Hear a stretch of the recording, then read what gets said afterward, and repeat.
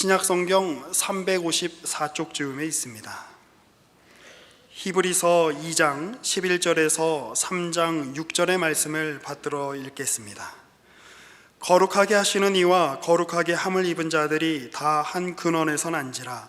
그러므로 형제라 부르시기를 부끄러워하지 아니하시고 이르시되 내가 주의 이름을 내 형제들에게 선포하고 내가 주를 교회 중에서 찬송하리라 하셨으며 또다시 내가 그를 의지하리라 하시고 또다시 볼지어다 나와 및 하나님께서 내게 주신 자녀라 하셨으니 자녀들은 혈과 육에 속하였음에 그도 또한 같은 모양으로 혈과 육을 함께 지니심은 죽음을 통하여 죽음의 세력을 잡은 자 곧 마귀를 멸하시며 또 죽기를 무서워함으로 한평생 매여 종로로 타는 모든 자들을 놓아주려 하심이니 이는 확실히 천사들을 붙들어 주려 하심이 아니요 오직 아브라함의 자손을 붙들어 주려 하심이라. 그러므로 그가 범사의 형제들과 같이 되심이 마땅하도다. 이는 하나님의 일에 자비하고 신실한 대제사장이 되어 백성의 죄를 속량하려 하심이라. 그가 시험을 받아 고난을 당하셨은즉 시험 받는 자들을 능히 도우실 수 있느니라. 그러므로 함께 하늘의 부르심을 받은 거룩한 형제들아, 우리가 믿는 도리의 사도이시며 대제사장이신 예수를 깊이 생각하라. 그는 자기를 세우신 이에게 신실하시기를 모세가 하나님의 온 집에서 한 것과 같이 하셨으니 그는 모세보다 더욱 영광을 받을 만한 것이 마치 집 지은 자가 그 집보다 더욱 존귀함 같으니라. 집마다 지은 이가 있으니 만물을 지으신 이는 하나님이시라. 또한 모세는 장래에 말할 것을 증언하기 위하여 하나님의 온 집에서 종으로서 신실하였고 그리스도는 하나님의 집을 맡은 아들로서 그와 같이 하셨으니 우리가 소망의 확신과 자랑을 끝까지 굳게 잡고 있으면 우리는 그의 집이라. 아멘. 우리 기독교 신앙의 핵심이 되는 주인공은 예수입니다. 예수는 우리의 구원을 위하여 이 땅에 오신 육신을 입으셨고 생애를 사셨고 십자가에 죽으시고 부활하신 예수 그리스도입니다.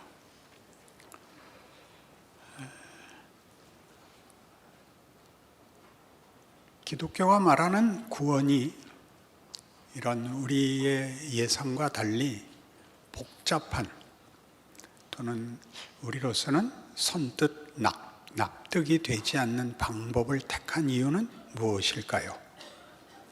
그리고 예수를 믿고 난 후에도 신앙생활이 우리의 기대와 다른 것은 무슨 이유일까요?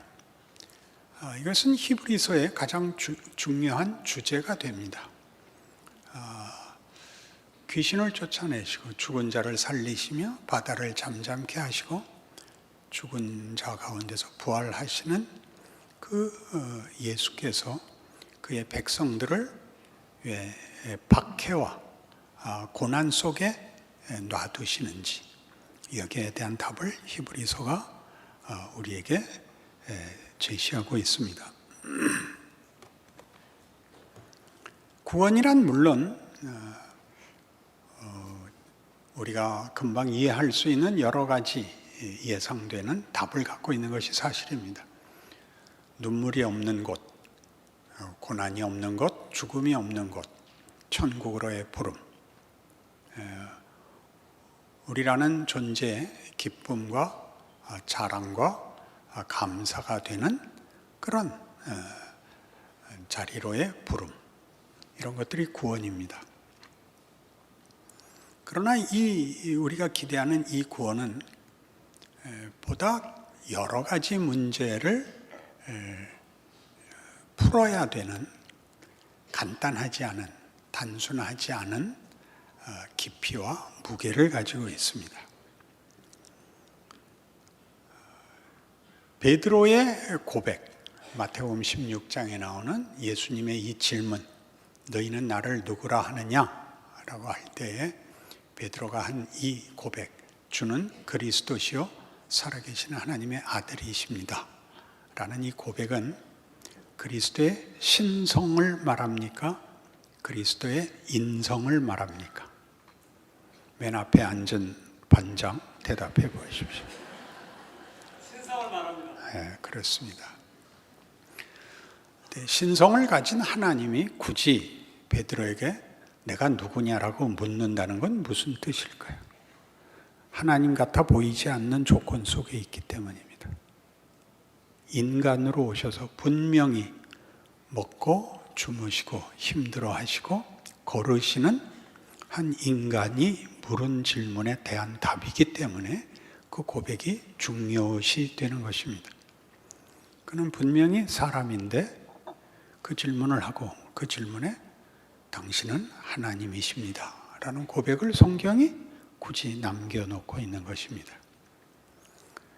그러니까 예수님의 인성과 신성 이렇게 들어가는 것은 학문적이고 전문적일 때 그렇게 질문이 이어지는 것이고, 우리가 해야 할 마땅한 질문은 도대체 신이 인간으로 올 필요가 뭐가 있느냐 이렇게 물어야 맞습니다.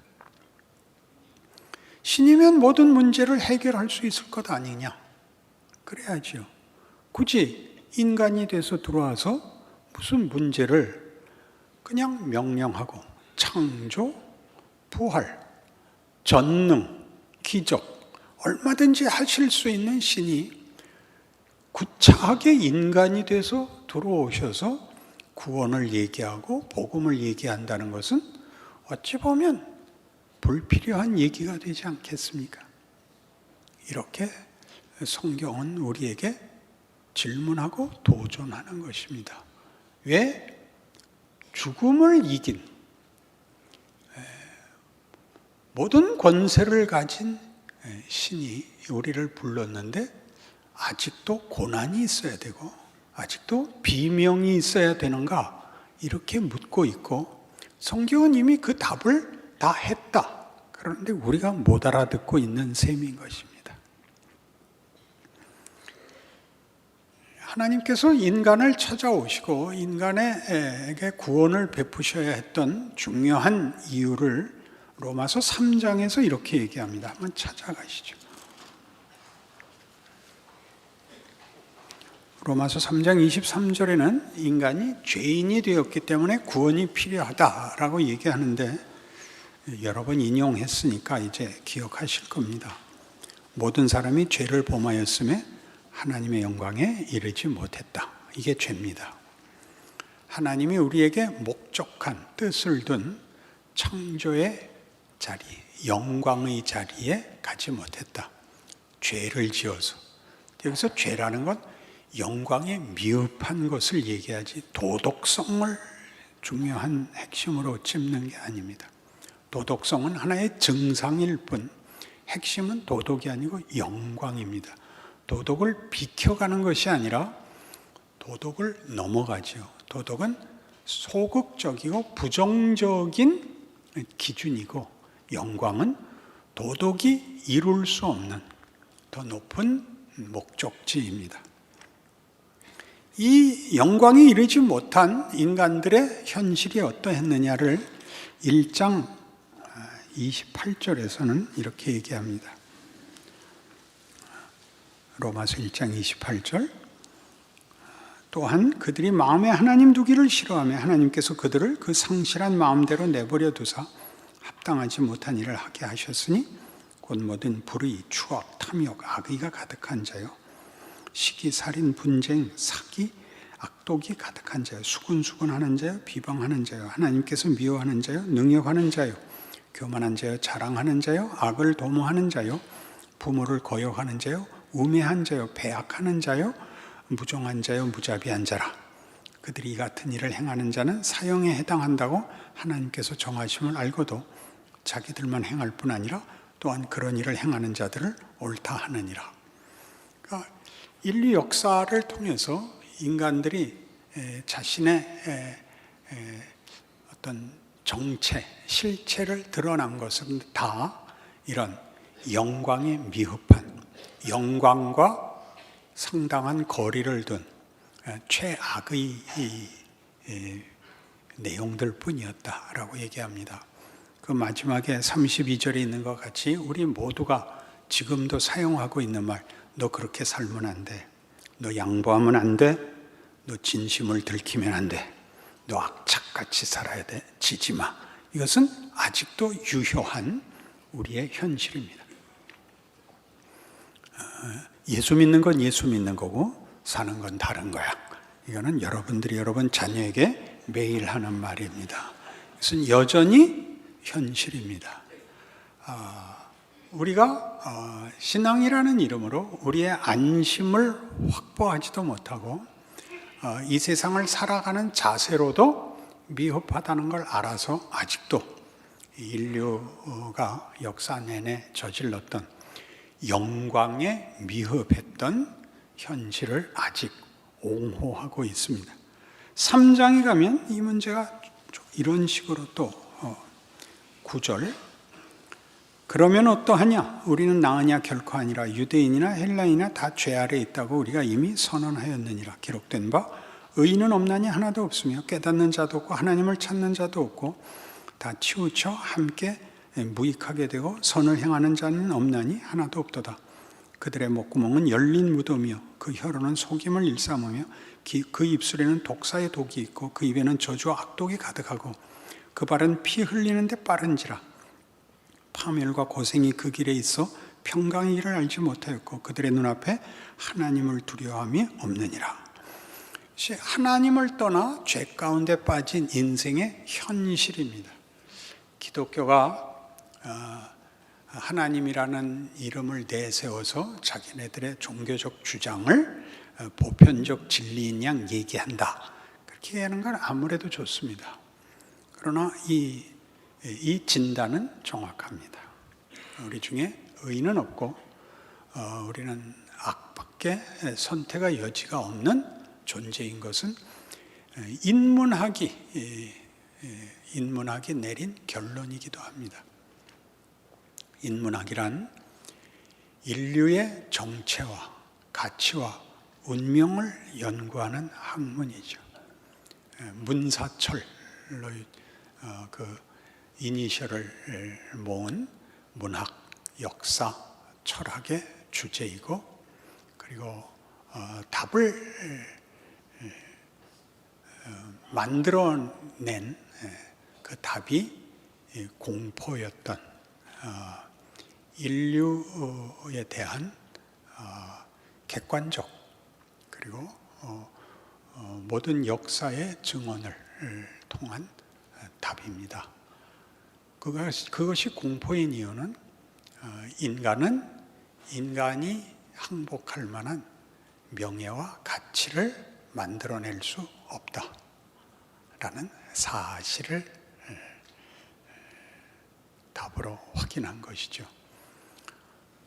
꿈을 가지고 기대를 가지고 이상을 가진다고 해서 할 수 있지 않더라, 못하더라 이겁니다.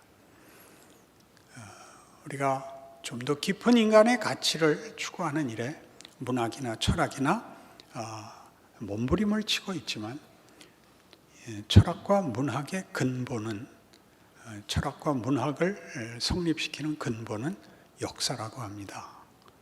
역사란 뭐냐? 진실이죠. 진실.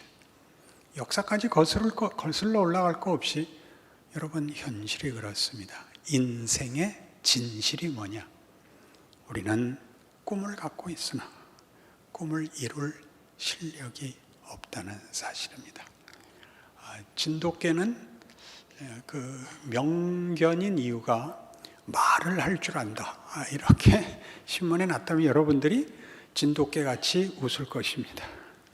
그건 할 수 없는 일입니다. 세파트도 못했고 도베르만도 못했고 콜리도 못했습니다. 그건 인간만이 할 수 있는 것이고 그들의 말이 있다. 말이 있는 게 아니라 어떤 신호가 있는 것 같습니다. 말을 하지 못하며 사색하지 못합니다. 우리는 사색하고 말을 하나 우리는 말하자면 인간의 영광을 만들어내는 일에 실패합니다.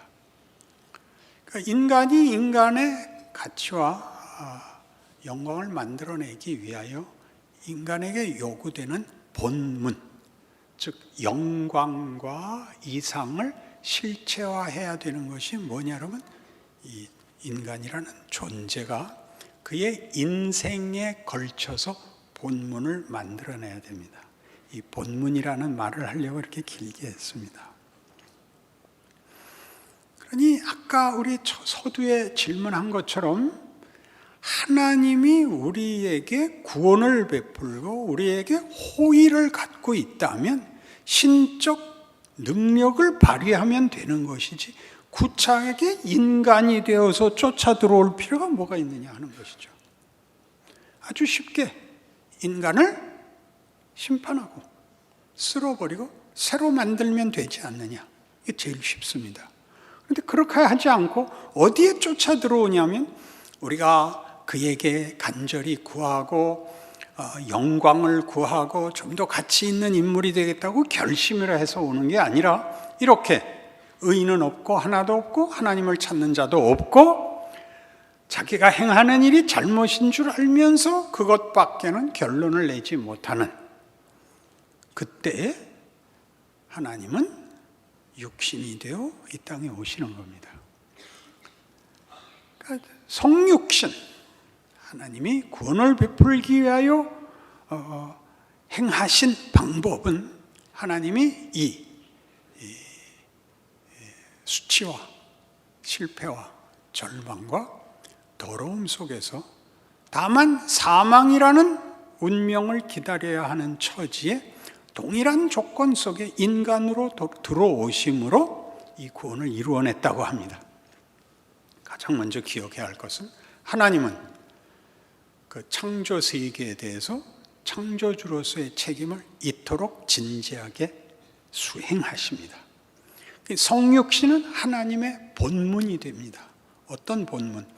하나님이 누구시냐에 대하여 지금 우리가 고백하는 바와 같이 우리는 우리의 신앙을 예수를 믿는다고 표현하지 하나님을 믿는다고 표현하지 않습니다. 예수를 믿는다는 말은 하나님을 믿는 말인데 예수를 믿는다는 것은 하나님이 하나님 되심을 성육신으로 표현한 본문에 의거하여 하나님을 믿는다라는 고백이 예수를 믿는다입니다. 하나님은 그가 만드신 인간을 그의 창조의 목적을 포기하지 않고 우리가 마땅히 받을 형벌을 해결하기 위하여 영광에 못 미치는 우리를 구원하기 위하여 하나님은 하나님다운 다만 보좌에 앉으셔서 명령을 내리거나 규칙을 바꾸거나 어떤 기적으로 쉬운 결말을 낸 것이 아니라 우리를 항복시키는 방법, 우리를 납득시키는 방법을 위하여 당신이 오해받고 편견과 절망 속에서 폭력밖에 휘두를 줄 모르는 자들의 손에 당신의 생애를 맡기는 방법으로 하나님을 증명했다. 하나님은 하나님이신 본문을 육신의 생애와 죄악 속에 빠진 자신이 구원하려는 백성들의 오해와 폭력 속에 죽을 수 있었다. 이렇게 자신을 증명하십니다. 성육신입니다. 동시에 이것이 구원이 되는 것은 내가 너희들에게 목적한 구원의 궁극적인 자리는 예수 안에서 보인 그 승리다. 이렇게 되는 겁니다. 어떤 승리? 우리가 하나님을 외면하고 가지게 됐던 결말들이 무엇이었습니까? 그것은 다 절망뿐이었습니다. 영광을 만들어낼 실력도, 생명을 복되게 할 실력도 갖지 못하여 요한복음 15장에 나오는 대로 나는 포도나무여 너희는 가지라. 가지가 나무에서 끊기면, 떨어지면, 분리되면 말라 썩을 수밖에 없다. 를 겪은 것이죠. 그 속에 찾아와 실제로 하나님이 목적한 생명과 인간의 정체성이 얼마나 복된 것인가를 예수께서 증명하십니다. 절망, 분노, 원망, 더러움, 부끄러움밖에 만들 수 없는 인류에게 여기 한 인간이 모든 인류를 대표하여 하나님이 목적한 인간의 가치를 드러내십니다. 용서, 구원, 회복, 섬김, 그리고 우리가 만든 죽음을 받아 죽음을 뒤집지요.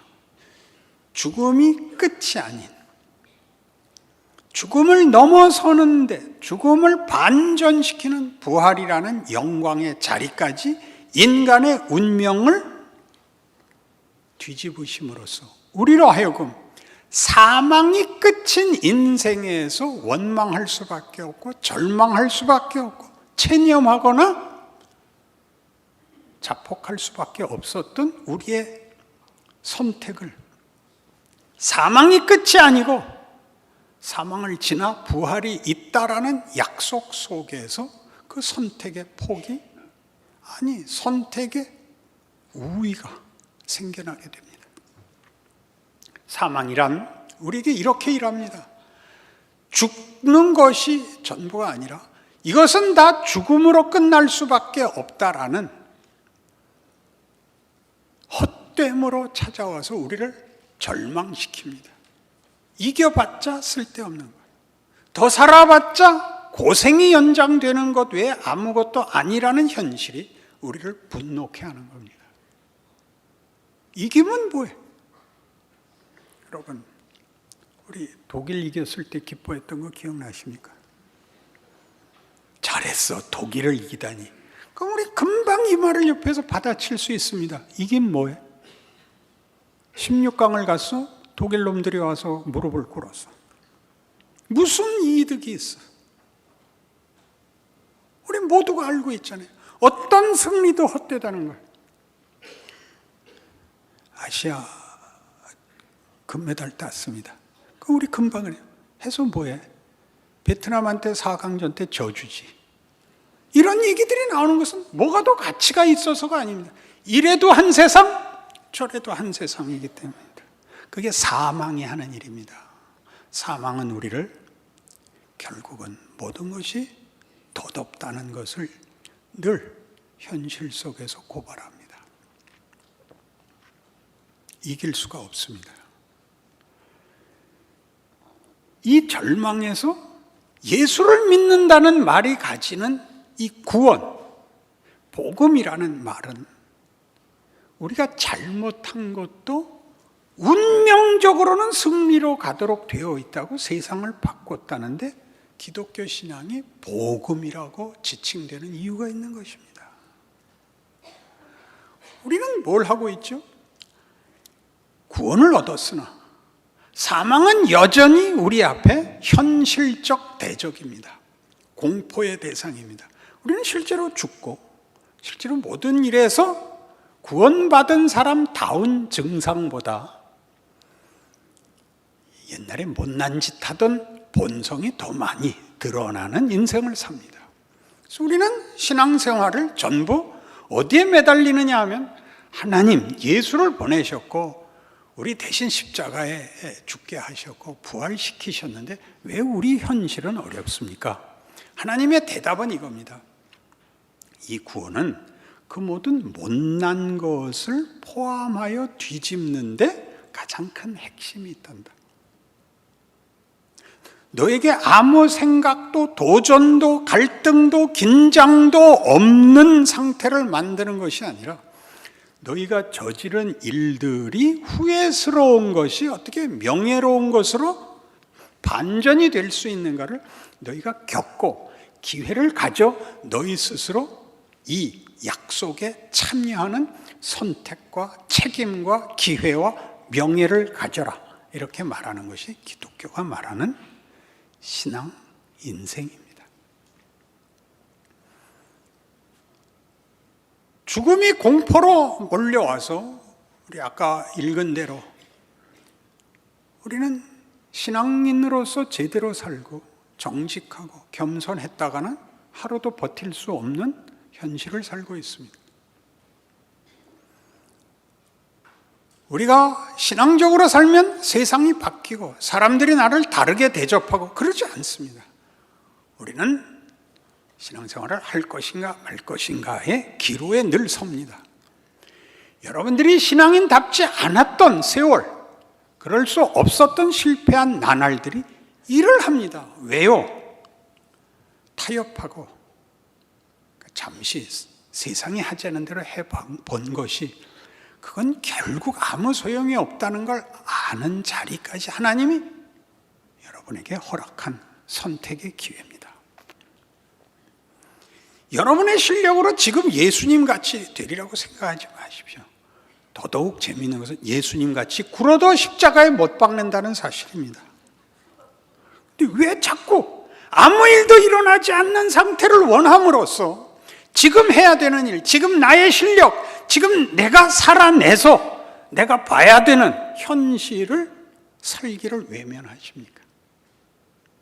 아무 일도 일어나지 않는 조건을 요구하면 결국 할 수 있는 건 자살밖에 없습니다. 불교가 원하는 거죠. 네가 죽으면 돼. 네가 죽으면 온갖 번뇌가 없어지는 거야. 이렇게 말하죠. 정직한 지적입니다. 그러나 인간의 가치는 없죠. 기독교는 살아봐, 실패해봐, 절망해봐, 그리고 그 진실을 봐. 그렇게 헛되게 끝날래? 다그쳐서 우리를 완벽한 사람을 만들자고 하지 않고 넘어지라 그럽니다. 네 진실을 보고 세상의 진실을 봐. 왜 하나님이 자신의 본문을 성육신과 십자가에 담았는지 봐. 그렇게 얘기하는 겁니다.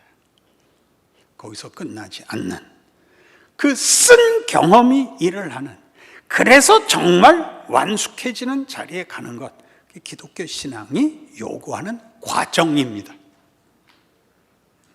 여러분의 과거가 후회할 것이 없는 사람은 보통 다 정신 박약합니다. 제정신으로 후회할 과거가 없는 인생은 없습니다. 여러분이 변명을 하고 여러분이 일부러 얼버무리는 것이지, 만족할 인생이 있다면 여러분은 더 이상 진전이 없는 인생인 것입니다. 지금도 죽음이 늘 옆에 있어야 됩니다. 이렇게 사는 게 다야? 이래서 돼? 난 뭐야? 이런 질문이 계속돼야 됩니다. 왜요? 더 가야 되니까요. 예수님까지 이렇게 기도했으니까요. 아버지요, 이만하면 되지 않았습니까? 아니다, 더 가자. 아버지, 더 가면 아버지의 수치가 되지 않습니까? 이것이 겟세마네 기도입니다. 신이 인간의 손에 죽어야 하는 것은 아버지의 영광의 그림자가 덮이는 것 아닙니까? 괜찮다. 이게 겟세마네 기도요, 십자가입니다. 그러니 여러분은 여러분의 인생에 일어나는 어떤 불만, 원망, 분노가 뭐라고 생각하십니까? 여러분에게 작용해야죠. 하나님은 당신을 뭘로 증명했다고요? 인생에 들어오심으로 하나님의 본문을 삼으셨습니다. 나는 이런 하나님이다. 여러분은 어떻게 되죠? 거기 들어와서 만들어낸 부활, 영광, 섬기는 영광, 용서하는 영광, 감사하는 영광, 맞아, 이것이 인간의 정체성이어야 해 라는 자리에 가야 되는 것입니다. 얼마나 여러분이 그럴듯한 위대한 일을 했고 업적을 남겼는가는 묻지 않습니다. 그게 아니라 위대한 자리에 가야 되는 것입니다. 많은 눈물과 후회를 건너 이 자리, 세상은 결국 우리 보고 쓸데없어지라고 말하는 것이고, 하나님은 우리 보고 아무리 다 망쳐도 좋으니까 네가 완성이 되는 길을 가라고 얘기합니다. 탕자의 비유 아닙니까? 내 몫을 주십시오. 아버지 품을 떠나 재산 다 탕진하고 돌아오는 거죠. 뭘 알고 오죠? 아버지가 누구인가라는 거죠. 자기가 누구인가를 아는 거죠. 이 아버지 밑에서 아들이라는 것이 얼마나 귀한가를 알죠. 뭐라고 느꼈다고요? 아들이라는 이름을 감당할 수 없습니다. 품꾼의 하나로 보옵소서. 무슨 소리냐 임마, 넌 내 자식이다. 이것이 하나님이 우리 인생에서 하시는 일입니다. 로마서 8장 1절과 2절은 이렇게 되어 있습니다. 그러므로 그리스도 예수 안에 있는 자에게는 결코 정죄함이 없나니 이는 생명의 성령의 법이 죄와 사망의 법에서 너희를 해방하였습니다. 기도하십시다. 하나님 아버지, 믿음이 부족하고 실패하는 인생이 뭐가 자랑스럽겠습니까? 그러나 하나님은 건너뛰어서 대강 그리고 쉽게 결론을 내는 것 거부하셨습니다. 너희는 내 자녀고 내 영광에 참여할 귀한 존재들이다. 너희의 마음, 너희의 영혼, 너희의 정체는 내가 만족하기까지 타협할 수 없다. 그래서 이 고난이 생겼습니다. 귀한 기회입니다. 우리의 눈물과 한탄은 헛되지 않을 것입니다. 그러니 믿음을 가지고 힘내서 오늘을 살게 하옵소서. 우리의 실패를 감수하게 하옵소서.